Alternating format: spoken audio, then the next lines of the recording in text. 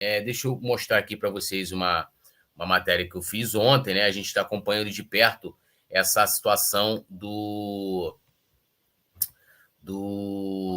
da Comissão Permanente Eleitoral, né? Da Comissão Permanente Eleitoral, que a parte do registro. Eu vi alguns veículos colocando assim, chapas registradas. Não, as chapas não foram registradas. Quem registra a chapa não é o candidato, é a Comissão Permanente Eleitoral. Então a gente tem que chegar ao seguinte: inscrição, quem faz inscrição é o candidato. Registro, quem registra é a Comissão Permanente Eleitoral e quem homologa é o Conselho de Administração, ok? Então não tem nenhuma chapa registrada, tá? Então, as chapas, a inscrição das chapas e as condições de elegibilidade dos candidatos estão sendo avaliadas pela Comissão Permanente Eleitoral em diversas reuniões que aconteceram durante essa semana e que provavelmente vão acontecer até o dia 18, que é quando a Comissão Permanente Eleitoral vai tomar a decisão sobre registro ou não de cada chapa. E, logicamente, que eles vão emitir um parecer, né, de cada chapa e tal, justificando a sua decisão pelo registro, não registro. Os candidatos terão, as chapas terão até o dia 25 de outubro para poder recorrer no Conselho de Administração das decisões da Comissão Permanente Eleitoral. Então, até o momento, para ficar claro, tá? Não tem nenhuma chapa registrada, temos chapas inscritas. Bom, vamos aqui. Comissão questiona a elegibilidade de candidato à presidência do Flamengo e caso pode parar na Justiça. Por que eu estou colocando isso aqui? É o seguinte, eu acho importante a gente analisar isso e a discussão que está vindo também paralelo a essa questão, e não só para analisar propriamente o próprio Pedro Paulo ou a sua chapa, mas de questões que vão envolver todo o coletivo do Flamengo para as próximas eleições. E também de importância para a gente debater, para que, de repente, no próximo ano ou em 2026, o Flamengo possa fazer algumas alterações no processo eleitoral, tá? Para que ele fique mais democrático e a gente tenha, sim, equidade entre os candidatos. Ok? Então, eu vou explicar aqui. André, espero que essa turma do Landim perca, não aguento mais essa gestão. Decepção, a Marion apoia o Landim? Como assim? A Marion apoia o Landim? Não, ela falou ontem que ela não vai declarar apoio, nenhum voto, né? Ela falou ontem que você viu alguma manifestação dela? Eu não vi. Inclusive, até o Maurício, né, destacou um trecho da fala dela, a gente mostrou aqui, André, eu não vi, só se de ontem para hoje ela algum posicionamento dela nas redes sociais. Sarda, o botão de membro não aparece para mim em canal nenhum do YouTube. Do YouTube eu consigo, nunca entendi.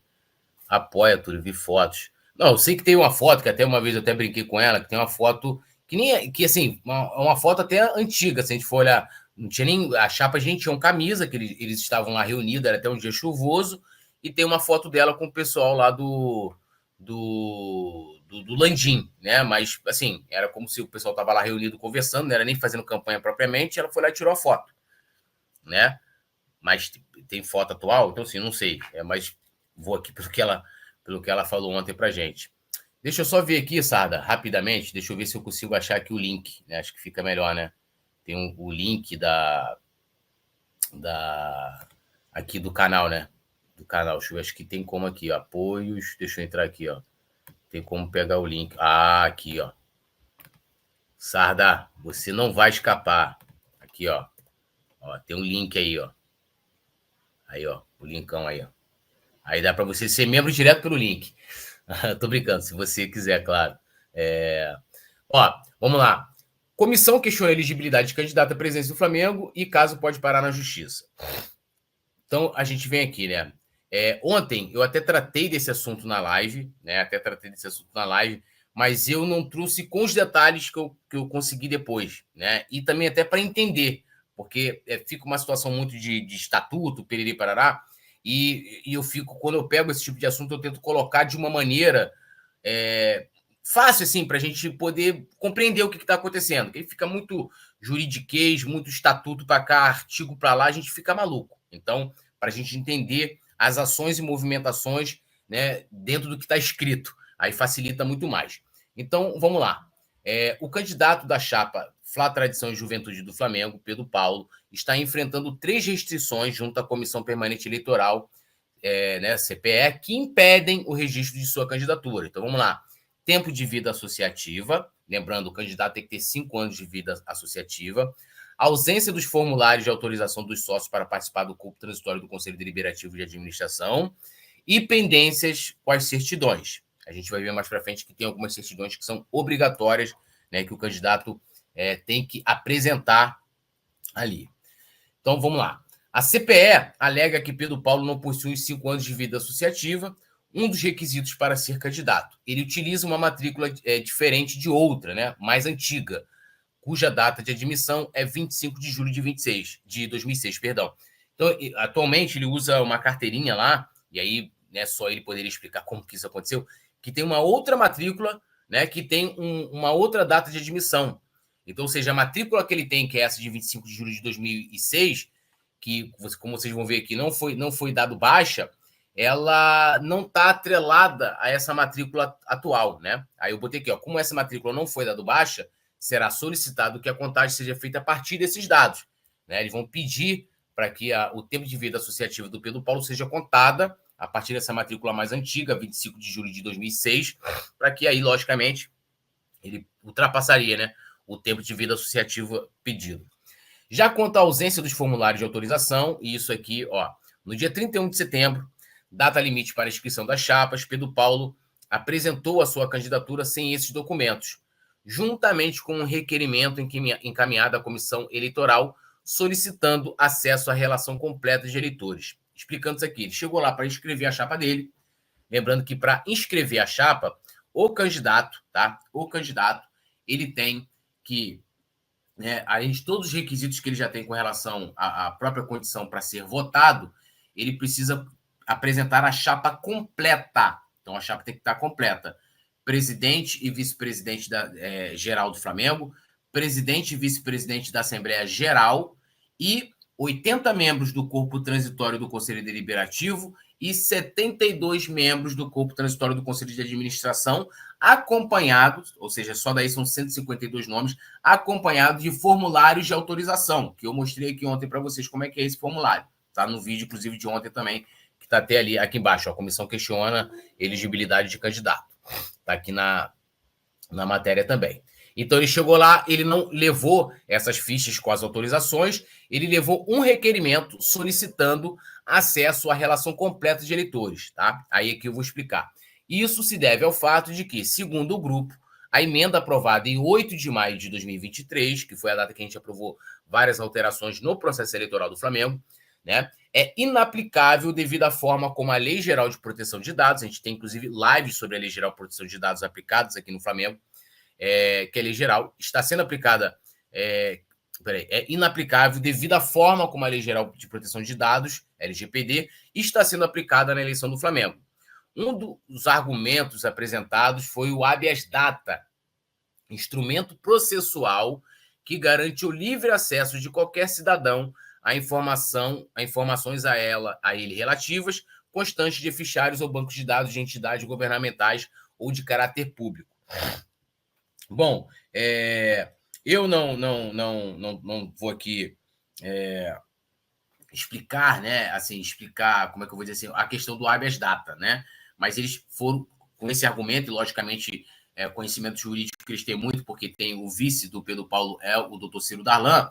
Mas falando da questão da Lei Geral de Proteção de Dados, que para mim é claro uma maneira de você impedir que os outros candidatos tenham acesso à relação completa de eleitores, porque o que eles alegam? Eles falam o seguinte, olha, sem a relação completa de eleitores, eu não consigo preencher os requisitos que vocês pedem. Eu não consigo colher os formulários porque eu não consigo ter acesso aos sócios.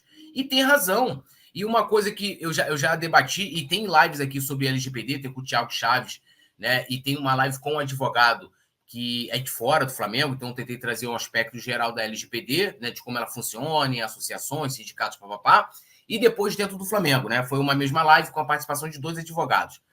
E aí, porque dos 6.124 sócios que estão aptos a votar, somente 1.246 autorizou o uso dos dados. E é com essa lista que a oposição está trabalhando. Porra, não dá.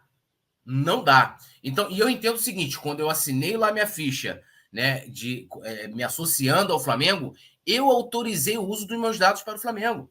Inclusive, né, o Thiago Chaves traz ele trouxe essa questão, tá, sobre de uma ação, né, que foi feita com relação a um sindicato, que teve lá um candidato dentro desse sindicato, candidato lá a presidente, algum cargo dentro desse sindicato, que não conseguia ter acesso à relação dos eleitores desse sindicato por conta da LGPD, entrou na Justiça Comum e ganhou. Ou seja, já tem uma jurisprudência. Mas eu, no meu entendimento aqui de leigo, apesar de eu gostar muito de direito, entendo o seguinte, cara, eu assinei uma ficha lá, autorizando o uso dos meus dados internos no Flamengo. Internos, tá? E a eleição, ela é um processo interno do Flamengo, gente. Interno. Então, automaticamente, dentro do meu entendimento, né, você poderia compartilhar os meus dados com os candidatos, porque eu já autorizei lá atrás. Eu já autorizei, quando eu me tornei sócio. E aí, se não, porra, todo o poder que fosse entrar em contato comigo teria que pedir autorização, porra. Ah, o Conselho Deliberativo precisa falar com o Túlio. Ah, pô, vou ter que perguntar pro Túlio se ele autoriza a receber e-mails do Conselho Deliberativo. Aí vai. Entendeu? Porra, sabe? Mas é isso aqui. Eles não levaram essas fichas de autorizações, ou seja, a chapa não foi inscrita completa, né? Levaram esse requerimento. Um dos argumentos foi esse habeas data. Ainda não receberam resposta, e aqui é importante, e dependendo do desenrolar, uma possível ação judicial não está descartada de ir para a Justiça Comum. E adianta que, tendo jurisprudência, possivelmente o Pedro Paulo vai ganhar. Né? E não sei nem que, você pega um juiz lá, que vai ter um argumento, fala, olha, o processo eleitoral do Flamengo está acontecendo de maneira desigual. Né? Os candidatos não estão tendo os mesmos tipos de acesso, ou seja, não está sendo igualitário os poderes também ali de cada um. Ou seja, a oposição está com seus poderes limitados, o que se pode ter uma suspensão do processo eleitoral, né? Suspende a eleição do Flamengo. A gente quase teve isso em 2021, é porque o Walter não quis ir adiante, porque no Vasco ganharam, né, a questão do voto à distância, né, do voto online à distância, né? Então, assim, é uma questão perigosa. É uma questão perigosa que a gente está vendo ali no Flamengo. E os candidatos não terem o mesmo tipo de acesso. E, assim, cara, se a gente for olhar por força, a famosa equidade, não está tendo. Não está tendo. E possivelmente pode ganhar. Seguindo. Por fim, as certidões, né? Aí vamos falar. Para estar apto a votar, o candidato tem que apresentar as certidões dos distribuidores cíveis, criminais, interdições e tutelas, das fazendas públicas federal, estadual, municipal, justiça eleitoral, trabalhista e de débitos com o INSS ou outras que venham a lhes substituir, tá? Conforme diz o estatuto. Segundo a comissão, Pedro Paulo não teria apresentado todos os certificados, apenas protocolos. A chapa buscará esclarecimentos junto à comissão. Então, ontem, o próprio Pedro Paulo foi à Gávea, porque a Comissão Permanente Eleitoral ela não explica quais certidões estão pendentes. Ela fala, você não me apresentou todas as certidões, mas não diz quais.